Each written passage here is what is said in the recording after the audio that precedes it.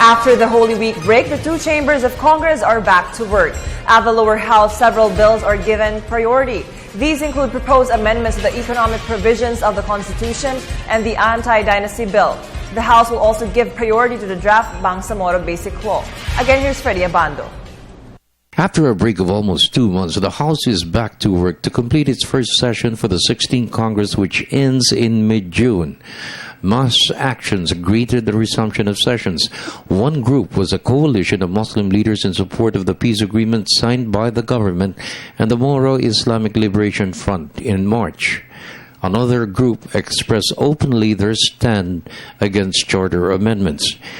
Based on the discussion of leaders from both houses of Congress led by Senate President Franklin Drilon and Speaker Feliciano Belmonte, the bill which creates the new Moro entity is the most urgent measure that will be given top priority. The bill is expected to be certified as urgent by the President. As soon as we receive the copy of the proposed Bangsamoro bill, then we give ourselves, meaning the leadership of the Senate and the leadership of the House, to go over it for 1 week, and then magmi-meet kami. 1 week thereafter, magmi-meet kami para mapag-usapan namin on how to proceed with the Bangsamoro bill. Although, even without the receipt of the same, nag-agree na kami even beforehand that we will give it will be given a priority but by both houses of Congress. The bill is expected to be pushed by Congressman Tupay Loong, the chairman of the House Committee on Muslim Affairs.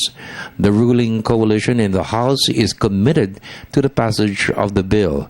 Some provisions of the proposed bill and the peace agreement signed by the government and the Moro Islamic Liberation Front will undergo a thorough review. Loong proposed that the current core areas of the autonomous region of which will be adopted by the new Bangsamoro entity should be excluded from a plebiscite.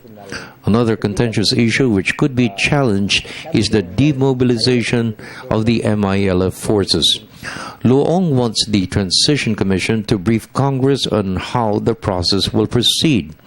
It is the consensus of all members that the peace agreement will serve the best interests of the country.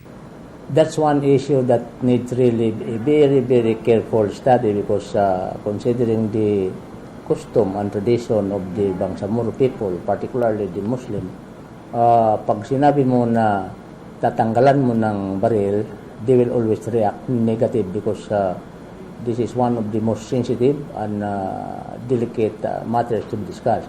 However, I'm not saying that the door is closed for that. There is a possibility.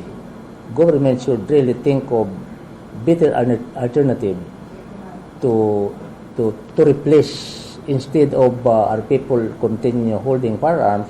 I think economic activities is the best alternative for the government to decide in place of the holding of firearms forever by the Bangsamoro people. We have to look at the finer details of this legislation.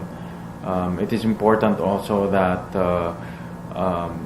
the Bangsamoro law is fair to every Filipino, especially even for non-Muslim Mindanao areas. Two other measures which will be given top priority are Resolution Number 1, which proposes amendments to the economic provisions of the Constitution, and the Anti-Dynasty Bill.